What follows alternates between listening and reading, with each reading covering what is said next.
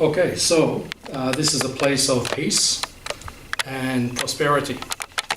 And we have 200 acres here. So as you drove in, you probably saw on both sides of the valley, that's all our land. So we have 200 acres where we keep, at the moment we have 27 cows and bulls. So after lunch you can come and meet our cows and bulls if you'd like to meet them. They're very special because we run an ahimsa dairy here. Ahimsa means non-violence. It means peace.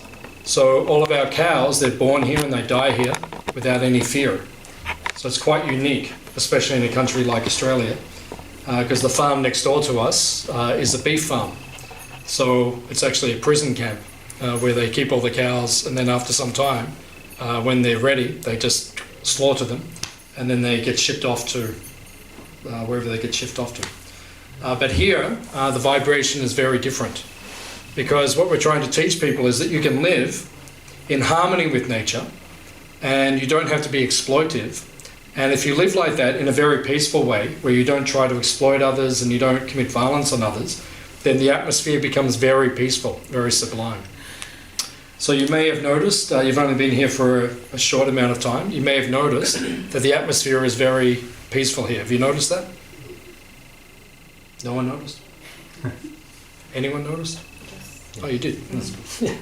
So the atmosphere is very peaceful because we live differently here. So we're trying to set a positive example of how to live in the world, because the world is lost at this point in time. Is that a fair statement, do you think? It's a little bit off track. Is that fair? A little bit derailed. Is that fair? Okay. I don't want to put words in your mouth, but if you are thinking like that. The world is lost at the moment, and we can teach people from what we do here how to live harmoniously, so that you can do away with so many of the problems in the world. Because all of these problems we have in the world at the moment, they're unnecessary, and they don't have to be there. COVID doesn't have to be there. COVID came from manipulation. It either came from two places, right? Either in a lab, because humans are playing around with things that they don't need to play around with, or it came from wet markets where animals are being exploited. The animals are being exploited when they don't need to be exploited. So here at Hare Krishna Valley, you won't find any labs and you won't find any wet markets because we don't live like that, because we live naturally. Like if you look at our signboard as you drive in, it says Hare Krishna Valley, and then do you remember what it says underneath? Check the ego. Yeah, that's the box. Yeah, as you come down, there's the ego box. Yep, that's a little bit further. But if you go back up to the first sign, up the top, it says Hare Krishna Valley, and then underneath, what's our motto? Simple living, higher thinking. Yeah, it says natural living and higher thinking. That's our motto. Right? Live naturally, right? In harmony with the earth, in harmony with nature, in harmony with the animals, in harmony with the human beings. And higher thinking. Think about more elevated things. Because people don't really tend to think a lot these days. Everyone just kind of follows the system. Society in general tends to not think about the consequences of things. A lot of people just spend their time just watching television or Netflix or things like that. Not a lot of thinking going on. Right? And when you're just living on that very kind of base level, then you're not becoming more enlightened. So here we teach people how to live naturally and live a more enlightened existence. So we brought this place in 1987. Before this, we had another farm. Our other farm was in near Mildura, which is about 6 hours away. And we had 20,000 acres on the bank of the Murray River. But it was too far away. Yeah, I mean, imagine if you had to drive up there just to get something to eat. It's a long way to go. So we moved down here, much closer to Melbourne, an hour and a half from Melbourne, half an hour from Geelong. And we brought this place in 1987. So we've been here for a bit over 30 years. So when we first brought the place, we built this building we're in now. This was our school. So we had a primary school for our kids, and we ran the primary school for about 6-7 years.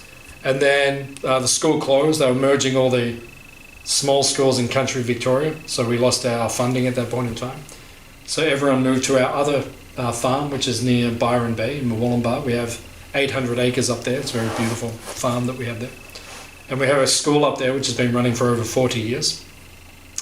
And then this place was dormant, so then I came down here about 14 years ago to turn it into a retreat centre. So now we run retreats when we can. At the moment we can't. I had 8 retreats booked in the next 9 weeks, but we had to cancel nearly all of them because the world's a little crazy at the moment. So we'll be open again, we'll be back. And now we have our open days, which are once a month, which you're welcome to come and join us. Thank you all for coming. We do this once a month. Normally we have 50, 100 people come. At the moment we have to, the government has told us you can only have 20 people. So we'll be back, we'll be bigger, and next year I think things will open up again and we'll explore more things. So I'm just going to ask if anyone has any questions they'd like to ask about the meaning of life, the universe and everything, or anything about our lifestyle, or anything about our philosophy, or anything you'd always wanted to know about the Hare Krishnas, or anything you ever want to ask a Hare Krishna. So you have my undivided attention, and if you have any questions I can try to answer at this point in time. So. I was wondering about the fire that came around, and I saw people do that. What's the meaning of that? What's the meaning? Yeah. Yeah, so that ceremony we're doing in the beginning, that's called an arati.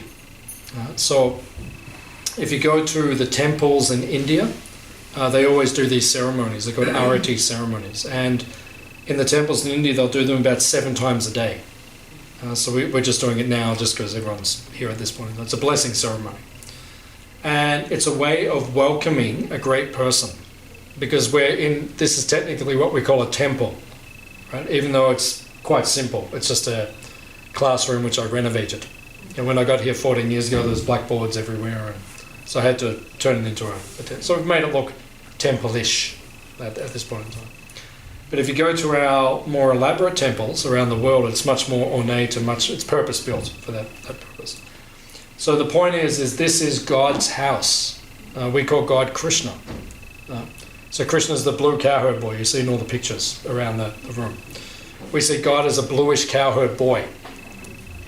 Not an old man, not with big white beard and robes and, just like Michelangelo. If you go to the Sistine Chapel in Italy, then you see on the roof, God is, old man, he's got like big white beard and he's reaching out to humans and humans are reaching out to him. We see him as a 16-year-old cowherd boy who's bluish and likes to dance and play with his friends in the forest all day long. So who would you prefer? Most people are going to pick Krishna, obviously. Some people might pick, the other version. But so our understanding of God, of Krishna, is coming from ancient teachings. It's not something we made up. It's been passed down for thousands of years. These temples have been constructed for thousands of years. There's one temple. Usually every November I take a group on a pilgrimage to India. I take a small group and we go around to holy sites. And there's one temple I take everyone to. I took Shade in there, when was that, 2 years ago? Yeah, 2019. 2019. Yeah, it was the last time we could go, 2019. So the temple there in Jagannath Puri is 3,000 years old, made of solid stone. It's 20 stories high, beautiful, beautiful temple. So in these ancient temples, we consider these places to be the house of Krishna, the house of God. So when someone great comes to your home, or if anyone comes to your home, you welcome them. Like someone comes, you say, sit down, would you like something to drink, would you like something to eat, like that. So what we do is, just like we were doing the ceremony before, the first thing we do is we offer the incense, because you want your house to smell nice. Or if someone comes around to your house and they walk in, they go like, they might not say anything, but they might not feel comfortable, and you might also feel embarrassed. So we always make sure the scent is nice. That's the first thing. So it's a cultural way to receive someone. Then we offer the flame. So the flame represents, before we had electricity, that's how they used to light the place. It was all candlelit or lamps, like that. So the flame represents lighting the place, like getting everything lit. And then we offer the water. The water is like, If someone comes to your house, if they've travelled a long way, you say, do you want to have a shower? So it's like offering them water to bathe or to drink or like that. And then we offer the cloth, the handkerchief, the cloth. That means in a cultured place, if someone comes to your home, a special guest, you offer them clothing. You say, here's some fresh clothing. You've travelled a long way. Because back in the old days, people used to walk. Now imagine you had to walk here today, you'd feel different. If you had to walk from Geelong or from Torquay or whatever, by the time you got here, you'd be a bit tired. So we might say to you, do you want some fresh clothes? Have a bath, shower, and then do you want some fresh clothes to put on? That's a cultured way to receive someone. And then you say to the person, keep the clothing in a cultured sea. So, here's fresh, you keep it. And then we offer the flowers. So you see the garlands that we offer. So the garlands are like you put on, and Krishna's always wearing garlands. Or some of the pictures he's wearing garlands. So you put like a flower, like when you arrive in Hawaii, they put a lei on you. They put like a flower garland. So it's a way of, it's very nice, very cultured way to receive someone. And then finally the yak tail, that's like a fan. Because these days we just plug you say you're hot, just plug the fan in, it'll turn on the AC. But back in the old day, we would fan you. Oh, you're hot? So, or the insects around, keep the insects away. Like that. So it's a cultured way to receive someone. So then we take it around to everyone because we've offered it to Krishna, to God. He accepts it, he purifies it, and then when you touch it, you get purified. It spiritualizes you. Does that make sense? Mm-hmm. Yeah. So what Tarini's about to do, she's just put the screen there. We've just cooked a whole meal, a feast. We're about to offer it to God, to Krishna, and then he will eat it, and then we'll distribute it at lunchtime, and everyone will eat. And because he's eaten it, it's become spiritualized or purified. And then we call that prasadam. And then just by eating it, you become enlightened. Does it make sense? Yeah. So that's what we do. That's part of our culture. So someone say, well, that's just in your mind. I don't believe that. That's cool. But for someone who is a little enlightened, I think they'll feel a difference from it. Because when you start eating the Hare Krishna food, it's like there's something different about it. Back in the 70s when the Hare Krishnas first arrived in Australia, they said we were a cult because we're different, especially back in the 70s. People like wearing orange robes, dancing down the street with tambourines and shaved heads. That's different in the 1970s. Now it's kind of like people don't even notice us anymore. They're the Hare Krishnas. But back then it was like, whoa, first time. So when we first came and we first started doing that, people said, well, it's a cult. They must be brainwashing the people. Mind control drugs. So they must be putting something in the food. So back in the 70s, the turmeric, which makes the food yellow, no one knew what turmeric was in the 70s. So they said, the turmeric, the yellow stuff, it's controlling their minds. And so they're putting drugs in there to kill them. So we have put a lot of turmeric in your food today. Because now turmeric's everything. Like you got the cafe, it's like turmeric latte, it's like turmeric's all over everything now. We've known about it for thousands of years. Turmeric's very powerful blood purifier. It does antioxidant, it does so many things. Generally, if you have turmeric, you won't get diseases. We eat a lot of turmeric, so it's very powerful. So that's why we offer the food. That's why we do the ceremony. That's why we bring it around, because it purifies everyone in the room. So that's why we do it. So some people think we're crazy, but the thing in this world, everyone's crazy. Hands up if you're not. Hands up if you are. Okay, I've got 98%. I've got 98%. Everyone's crazy. Right? Everyone, to a degree. It's good to be a little crazy. To be a lot crazy is not good. It's not good for you, it's not good for others. Because then you've got to deal with it. It's like, it's not good. A little crazy is good. Little bit. So, we don't let anyone come here unless they're a little bit. If they're a lot, we have to say maybe you can't stay. So everyone's got to be a little bit crazy. That's okay. Right?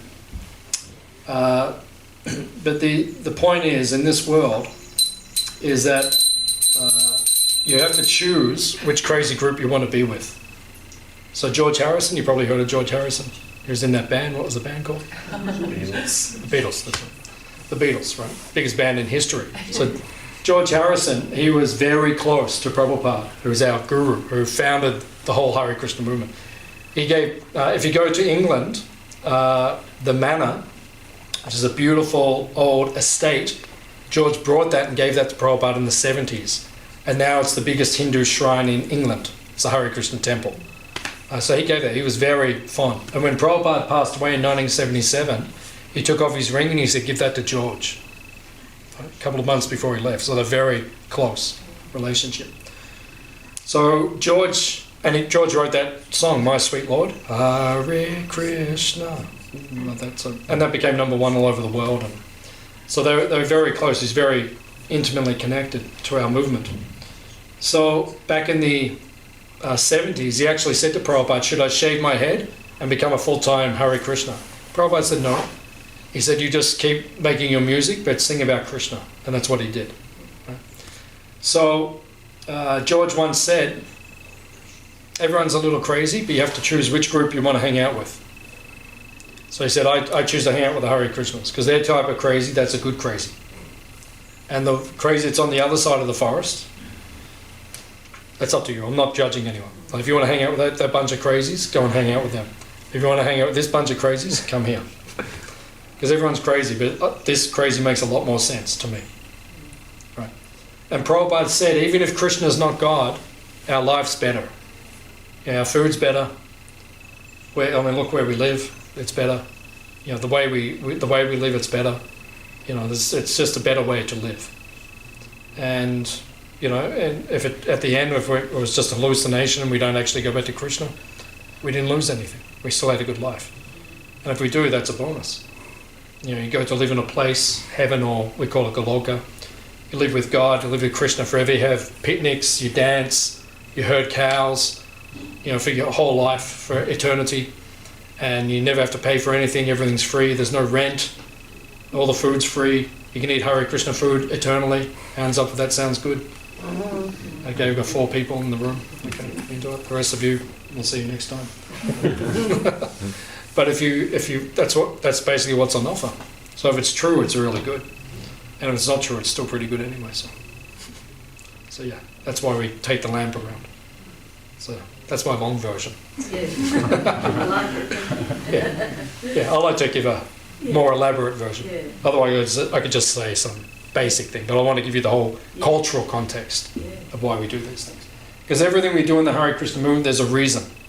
Right? There's a reason why I've got this haircut. Right? It's not just because I can't, when I shave, I can't see the back. So, there's a reason. There's a reason why we do everything that we do. Nothing is, how do you call it? Unreasonable or illogical. Just like I was listening to Ben Shapiro. Has anyone heard of Ben Shapiro? Mm-hmm. Yeah, okay. Not many people. Anyway, there's a guy in America, he's like a political commentator. So I was listening to him recently. He's Jewish. And someone said to him, they said, why do you do some of those things that you do in Judaism? They put a bit of material on their head. And so he goes, actually, I don't know some of the reasons, but, we do it because it's that doesn't make sense. I don't do anything which does not make sense. If they can't tell me why, I'm not going to do it. So everything in the Hare Krishna movement, there's logic and there's reason behind everything. There's like a higher sense or higher purpose behind it all. There's nothing they say, just do it. Like that. There has to be a reason why we do everything. And the reasons make sense in a cultural context of that. So, very good question. So, anyone else have questions about this? Adam? Why do you shave your heads? Why do we shave our head? Yeah, good question. So why do we shave our heads? Renunciation. Because, all the monks, you go to Buddhist ashrams, or if you go to the Hare Krishna ashrams, or different ashrams, the monks shave their heads. It's a sign of renunciation or giving up worldliness. I became a Hare Krishna when I was 19 years old, and just before I became a Hare Krishna, I was an acting student. I used to study acting with some tutors from the Actor Studio in New York. They're in Melbourne, so I was studying with them. And to pay for my acting classes, I was doing part-time modelling. So when I joined the Hare Krishna movement, I had a beautiful haircut. Every day I could get up and put gel in it and do the whole thing. And nice haircut. And then I became a Hare Krishna, and then after a few days living in the ashram, they shaved my head, and all my hair fell off. And I felt like all my ego was dropping to the ground. Because we have so much ego in our hair. How much time do we spend on our hair in our lifetime? Brushing it and drying it and washing it and colouring it and putting tips in it, and men and women, it's a whole thing. So for the last 30 years, because I only have one haircut, which is this, and this is the long version, I shave once a month, just knock the whole thing off. It's so easy. And it takes your consciousness away from your body, because we're not the body's just temporary, we're the soul. So to go beyond that, we just shave, and it's just easy. It just takes your ego away, it just takes everything away. And it simplifies life. Like, I haven't spent any money on hair gel, anything. I haven't had to go to a barber for 30 years. I haven't spent any money on it. So it makes life simple. So it helps you be less materialistic. So we don't say everyone has to do it. It's not like to become a Hare Krishna you have to shave your head. I choose to.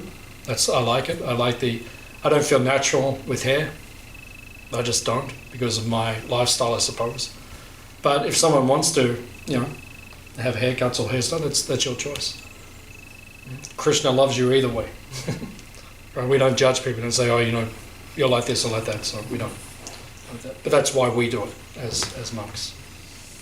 May I ask just the bit at the Yes, back? sir. Why do we keep the bit at the back? Yeah. Yeah, because I can't see it when I'm shaving, so I can. No, just joking. No. Oh, I wouldn't say that. No, technically it's called a shika. Shika means a flag. Yep. So it means shika, like flaps in the wind kind of thing. So just like if you go to India, you'll see there's many different traditions, and we all wear orange robes, like the Buddhists, like the Dalai Lama.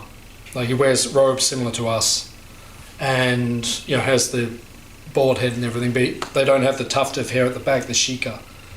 So it means they renounce the world. We also renounce the world, but then we believe God is a person.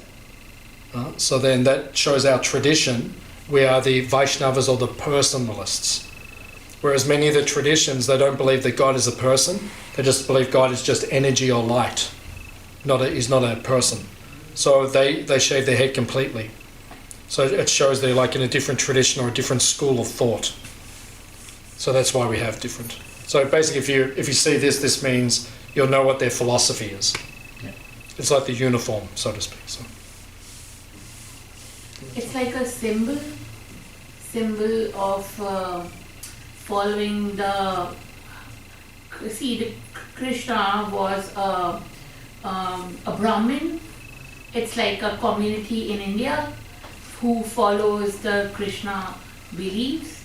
So this is a kind of a symbol like these people used to have. And the shaving is we offer our hair to God. We say we don't want hair, we want you. You take all our stuff, like when you think that, okay, now I want to be a follower. So having good clothes, long hairs, and looking beautiful, this is all waste of time. And the time what you have is all for God. So when you devote yourself to God, you leave all these stuff. Like no more thinking about all these stuff and just concentrate on God. So I don't have that exact word which I can explain, but this is called, in India we call it like dan, like you give everything to people, to poor people, and you say, okay, now I live a pure life and give everything to the God. My all time, my money, my everything is the God. So this is what we do in India. Yeah, that's more or less what I said. Yeah, what I just told in my way. Yeah. It's that's what we believe. Yeah, it's a school of thought. That's why we keep the actual tuft of hair like that. Because some people, they believe that God is impersonal. He's just energy or he's just light. Whereas we see him as being a personality. So it's like a different way of thinking like that. So, yeah. Like that.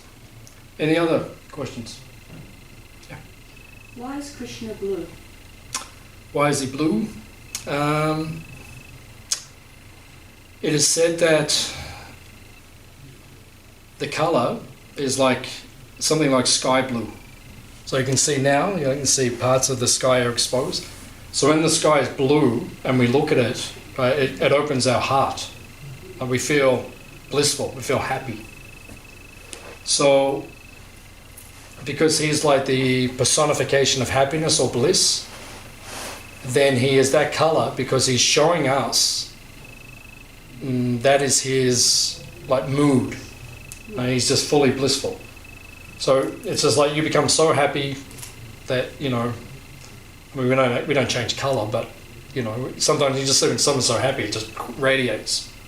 So he's like so happy, it's like his complexion even becomes bluish, like that. So that's how it's explained. I have a second question. Yeah.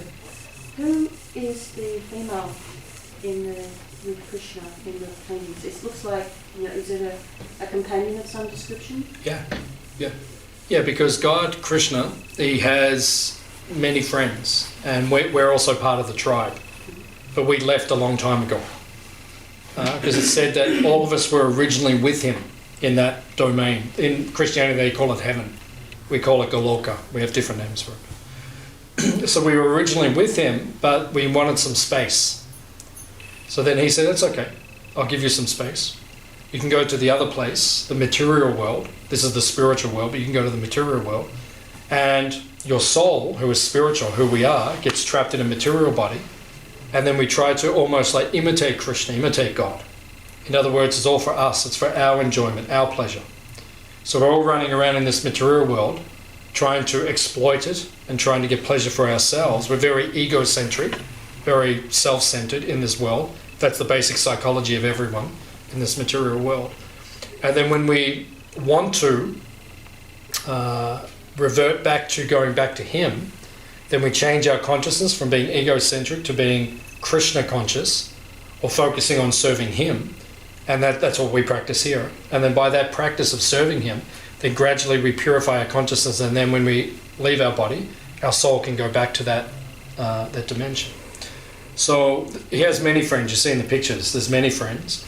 But there's one in particular who is his favourite amongst everyone. Her name is Radha. So that's who's with him in all the pictures. That's his best friend. She is his lover. She is his consort. And when we chant Hare Krishna, her name is Radha. Evocative name of her name is Hare. So we say Hare Krishna. So we say Radha Krishna. And then we say Hare Rama. Rama is also his name. So Hare Rama. So she's the feminine counterpart. He is God. She is the energy of God. So you have the sun. You have the sunshine. Right? The sunshine is the energy which comes from the sun. Gives heat, gives light. Like that. So she is his energy. She's the feminine counterpart. So he is the masculine person, the male. God's a male. Sometimes people say, oh, why does he have to be a male? Well, because he just is. So you can ask him when you meet him next time. Say, why are you a male? And he'll say, because I am. Just is. But his feminine counterpart is his eternal consort. And whenever we approach him, we approach her first. We say, Hare Krishna. Because women by nature are more compassionate by nature, softer by nature. I'm not talking 100% in this world, but generally even in this world we see it. Women are softer, they're more compassionate. So we don't approach him directly, we go through her. Because she's more likely to let us in. He's a little strict. Yeah, because that's his nature. He's a little like, you have to come up to the level first. She's like, it's okay, he's not too bad, let him in. Like that. So we go to her first, Hare Krishna, Radha Krishna. So she's very special to us. So in our tradition, we always worship them together, the female and the male aspect of the divine. You know, even though we see God as a male, but we don't just worship the masculine form, because she's sweeter and softer and all those things. Yeah, nice question. Any other questions?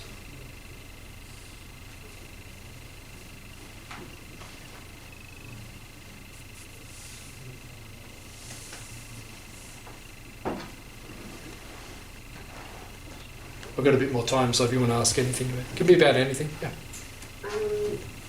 With your daughter, Yep. She's been brought up the same as a Hare Krishna. Yep. And she believes in it. Has she ever questioned it, or?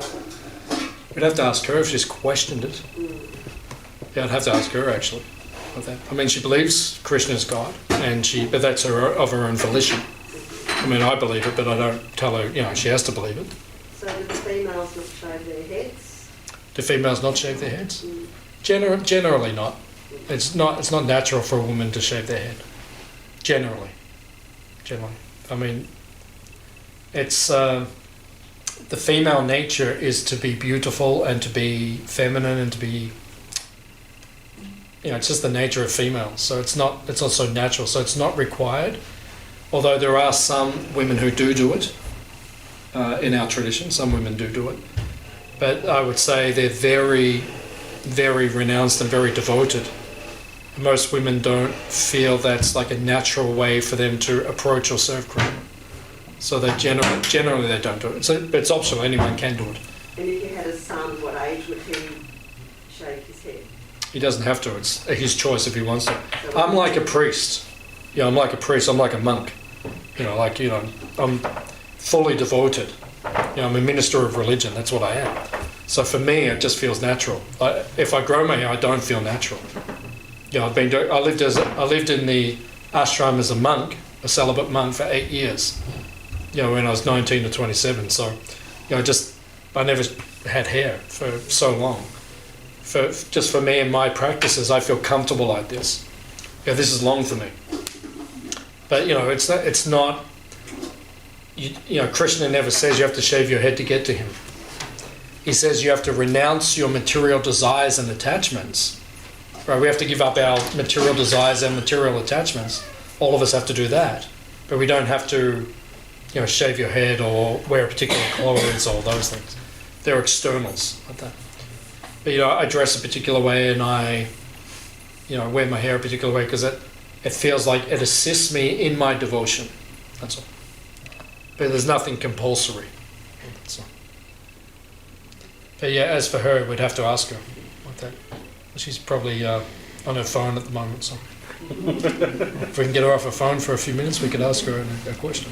So when you say you give up things, you don't give up phones, etc. No, we utilize everything in this world in the service of Krishna. So, I'm, how do you say it? I'm a retreat center manager. I'm on the phone all the time because people are always contacting me. There's probably messages now being sent. Messages. Organising days like this, people. I've got to check Eventbrite. I've got to post on Facebook every day. To bring people to us like that. So I use all these tools, but normally I go to India for 1 month a year and I leave it here. I don't take it. Because I don't enjoy it. It doesn't do anything for me. If I didn't have to have a phone, I wouldn't. But that's practically my office right there. It's the power of technology at this point in time. But it's very distracting. It's very. I'm not attached to it. When I go to India without a phone for a month, that's the happiest I am. I just chant and I'm just absorbed in my spiritual practices, my sadhana, and I'm happy. And even when I'm there, I still have to check the internet once a day. Just to see if there's any really urgent things that I have to take care of. You don't really get a choice of giving up everything, do you? There's some things you have to keep. I could, but because of my vocation and my job, basically, I have to check once a day, even when I'm over there. Otherwise, if something big goes on, I have to be on top of it. But if I had a different job, I wouldn't have to. I could just go out and sell flowers or something, and then when I go to India, I don't have to. And even then, I probably have to check if the flowers are okay or something. Just the nature of the world we're in. It's a complicated world. But I'm much happier when I'm not. And when I joined the ashram, 1989 to 96, that's before mobile phones came in.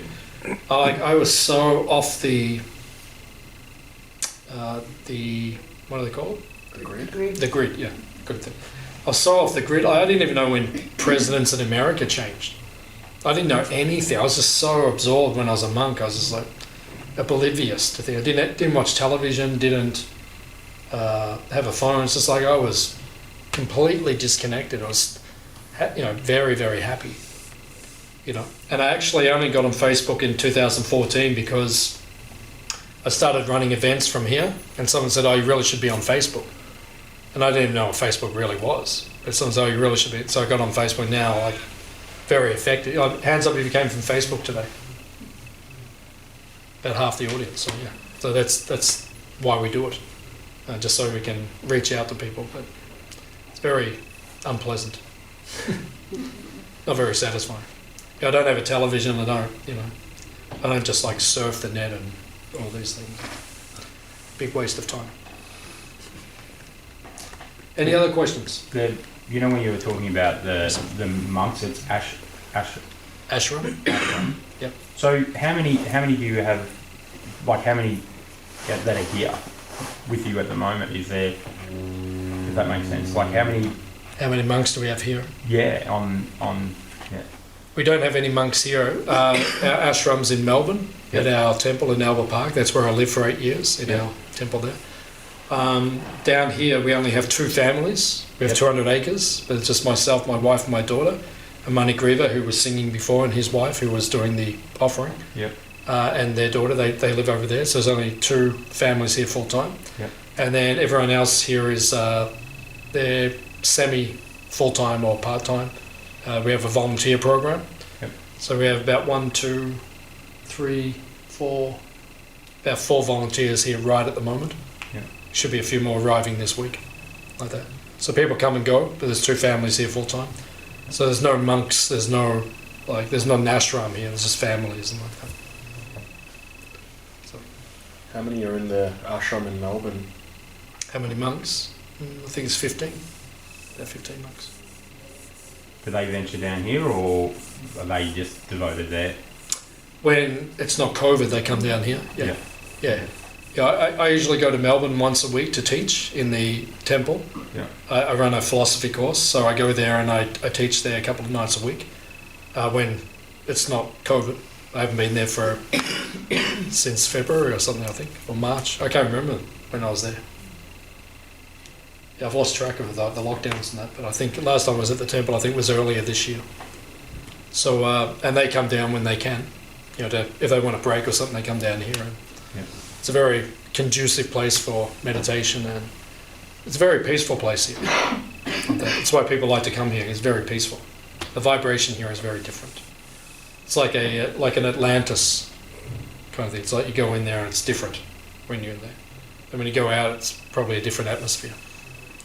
I don't know, I haven't been out of here for months. I have. I go out once a week or something, twice a week.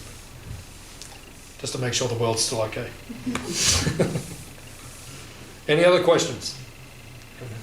I have a question about the education. Yep. So, in like the typical education system, we're kind of brought up to be employees, I guess. Does that education run the same? Like you said, you were running a school here. Is that the same kind of curriculum or system? It's we've got a school in Murwillumbah, which is near Byron Bay. We have 800 acres there, and we've had a school. The school's been running for about 40 years, and we have I think it's about 70 kids in the school. Some of them are like full-time Hare Krishna kids. Others are just kids from the local area who think it's a good school, so they come from there. It's a state-sponsored school, so the curriculum is the same. So, maths, English, science, geography, all the really important stuff that they teach us. And then there's the Krishna conscious element. So it's like if you go to a Catholic school, like my daughter goes to a Catholic school, Sacred Heart, so they have a religious studies part. They have to go to a couple of classes a week. So same thing, like every day, we do that arti, we do the blessing ceremony, we start the day like that every day. The kids do some chanting, they obviously learn meditation, and then they learn a certain amount of the spiritual things and the cultural things from our tradition. So it's kind of in there. Like that. But it's not just a straight, it's a state school basically, because in Australia you have to run schools that cover a certain amount of really essential information. But when I went to school until year 12, and I can honestly say, if I look back to my 12 years of primary school and high school, I would say about 10% of what they taught me was actually useful, and I actually use it. I'd say the other 90% was pretty much, pretty disposable, like that. Like, trigonometry. Like, for me, that's not necessary. For some people, it is. Because, if you're going to be an architect or an engineer, you need trigonometry. I'm a monk. I don't need trigonometry. Like, if you ask me, pi or the square root of something, I don't really need that. I never use it. So, for me, maths could have been finished probably in about grade 6. Because, I'm very good at my times table. 3, 6, 9, 12, 15. That's all from grade 6. I was very good at maths in grade 6 level. When they went past that, I was like, I don't need this. So we've got an education system now which is very generic. It's not really specified. It really needs to be for the individual. And that's how the cultural system was. You learned in villages. You lived in a village, and there's basically in India there's 4 sections of society. So there's the Brahmanas, the Kshatriyas, the Vaishyas, and the Sudras. So the Brahmanas are the holy people. So if you're growing up and either your parents were holy people, or you showed that inclination, you would learn that kind of knowledge, like I do. Like, study the scriptures, and you teach people like I'm teaching now. And then you have the Kshatriyas. Kshatriyas are the organisers, the kings, the soldiers. So they go out half the day, they spend swords and arrows and bows and military arts, because they need that. They've got to protect everyone. And then they learn the other stuff as well. And then you have the Vaishyas. The Vaishyas are the mercantile people who do the farming, make the money, trade, look after the cows, all those things. So if you're growing up and that's what you were, then you go into that area. And the Shudras are the artisans, or like the goldsmiths, the blacksmiths, all the carpenters. So if you're growing up, that's your nature, then that's where they put you. So that's the best education system. But now we just have this generic kind of thing, which is not as good as it could be. It's the way it is. My daughter wants to be, she's in that band called Sweethearts. Have you heard of Sweethearts? They're in Geelong. They're like a youth band. They're quite well known. They travel around the world. So it's like a jazz band, like a soul band. So she's in that band. So she's a flute player. She's quite an advanced flute player. So she either wants to be a musician, go into like music production, that kind of thing, or psychology, which, if she becomes a psychologist, she's going to have full-time employment, because they've never been more booked out than ever before.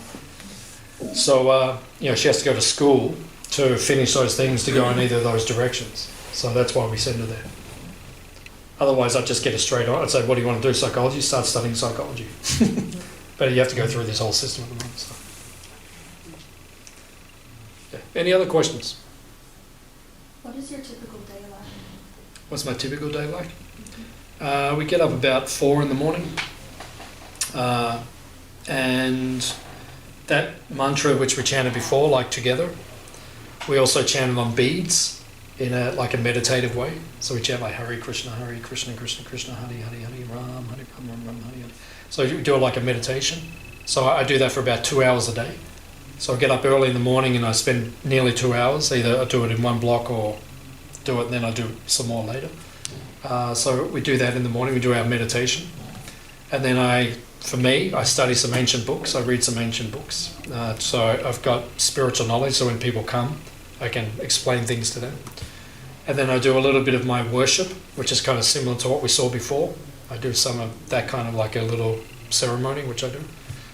And then I do some exercise, probably 5 to 15 minutes of like Pilates yoga kind of exercise, that kind of thing. And then I have a shower somewhere in between all of that.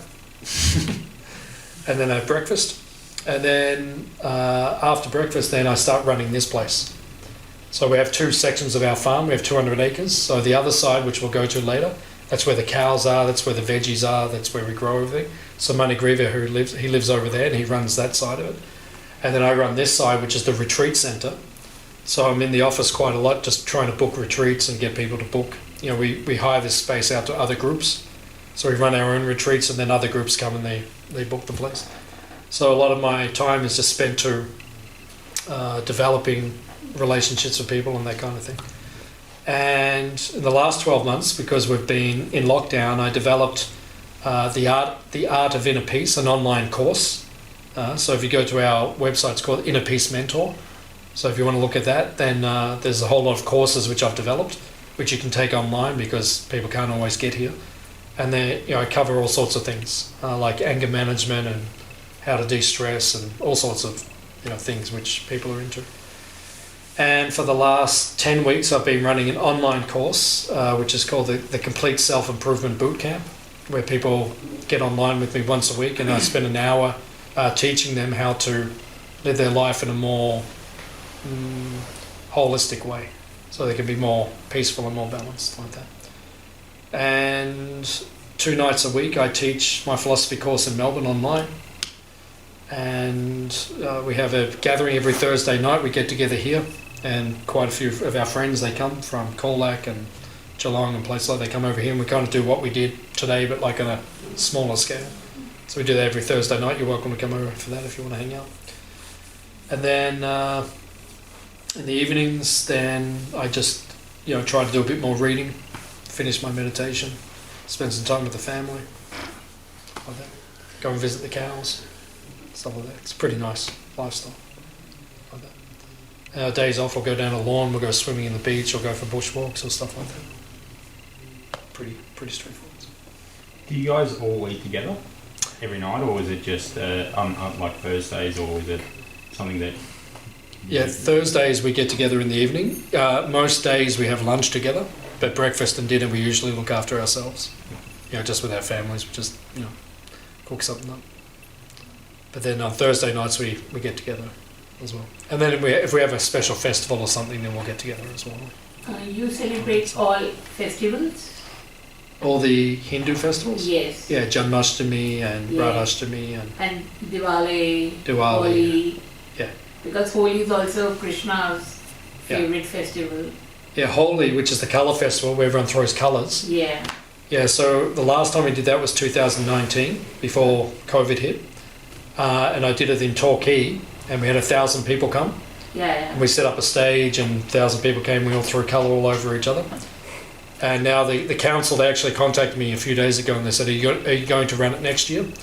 But there's so many restrictions. We have to put up a fence, like a cyclone fence. We can only have 150 people in there at a time, so it's too hard to manage. Okay. So I said, when the world's a bit more normal, we'll do it again. It's too much. You know, it means I've got to count everyone. Oh, is there 150 people? Okay, everyone throw a colour. Don't go too close to each other. Now everyone out. Next, it's not going to work. Maybe because now everybody's getting vaccinated, so we can do next year. Yeah, they're saying that after December things will be more normal, but I want to give it about another year. I want to see how normal. Yeah, it's too hard to organise public events at the moment. Maybe in 12 months, you know, they'll just let it run. I think at this point in time, you know, the vaccination rates are up to where they're at. Just let it run. You know, COVID's going to spike. Let it do its thing, and then it'll drop off, and then society. That's what I think. But you know, we'll see. We'll see how they run. So, any other questions? I have a question, or maybe it is a question. Yep. Do you have a take-home message for us? Take-home message? What would you like for us who are visiting? Yeah. Okay. It's very nice. Yeah, to encapsulate everything that was spoken about today. Yeah, I would say there's 3 things which I always advise everyone to do on their daily life. The first one is some sort of meditation on a daily basis. Now we do the chanting because we find that very powerful and very effective. If you meditate silently, that makes you peaceful. You know, if we all just sit and just meditate, that makes you peaceful. That's very good because that makes the mind calm and peaceful. That's not the goal of meditation, but that's just the basis of meditation. But the chanting actually connects you to God himself, to Krishna himself, so it's very powerful. So when we teach people meditation, we say, okay, first of all, breathe, calm down, all those things. Because then when you do that, your chanting becomes much more effective. So I would say every day do some chanting. Just like before, we're all chanting together. You can do that in your home. You know, just put your hands up in the air and just say Hare Krishna, and then just dance around your kitchen table. Right? And you'll feel blissful. You'll feel very happy. If it doesn't work, we'll give you your money back. So it's the first thing I would recommend. Do some chanting on a daily basis. Second thing I would recommend is be vegetarian. Don't eat animals. It's not cool. As Paul McCartney, has anyone heard of Paul McCartney? Yeah. Which band was he in? It's George's friend. Oh, just same band. So Paul McCartney once said, if the abattoirs had glass walls, no one would eat meat. You know, if you went down there to Colac, the big abattoir, and you saw what actually goes on, no one would eat meat.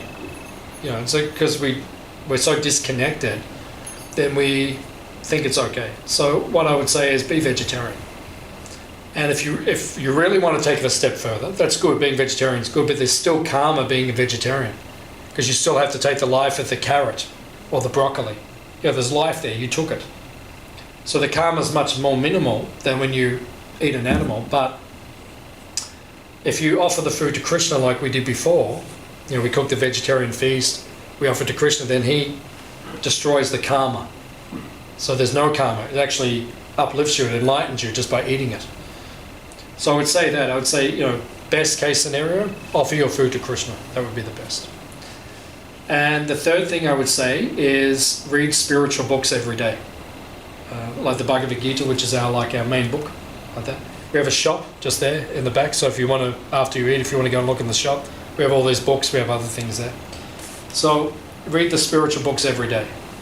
And that will enlighten your consciousness, because we waste so much time. You know, everyone watches Netflix and television, and like I had a friend, Ronnie, he works in a factory in Melbourne a few years ago. And he's a really nice guy. And he said to me, he rings me once in a while, and he rings me, he said, Kesh, you know, I just worked 3 months really hard. I just brought this big TV, flat screen, big TV, 12 foot or something, huge, $3,000 TV. He said, I just worked so hard, you know, got the TV, so excited, got there, turned it on, and he said, there's nothing on. And there's nothing to watch. Like, you know, about 10% of what's on there is like actually interesting. You know, it's just 90% of, you know, whatever they're trying to throw together, you know. So, you know, that's why people watch Netflix and those things, because it's on demand. You can watch exactly what you want. That's why television's dying and these on-demand things are becoming more popular. But even those things, is it the most significant, or is it the best way to use your human existence, your life? You know, just to watch Netflix, you know, and say, oh, I've watched all of Vikings. I've watched all, how many seasons were there? 10 seasons or whatever. Or Game of Thrones, I've watched, you know. Is that like the culmination of your existence? You know, we're not saying don't do these things, but I'm just saying if that's it, you know. So that's why every day if you read some spiritual books, you'll get like a nourishment, you get a fulfillment, which you can't get from superficial things. So I'd say those three things. Do some chanting, offer your food, and read some spiritual things. That'd be my advice. But everyone can do whatever they want. Because everyone does whatever they want anyway. The purpose of this place is just to be a guide. Right? You come here, you see an enlightened existence, you learn, and if you like it, you do it as well. And if you don't like it, you still had a good day. And if you do like it, yeah, cool. And if you want to come here regularly, that's really cool, because then, you know, we like hanging out with people. So, you know, the more people that come here, the better. We like people being around. So we've got 200 acres, so there's plenty of room. Any other questions?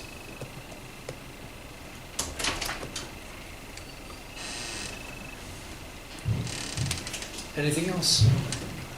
Final. Okay. Thank you very much for your time, for listening so patiently.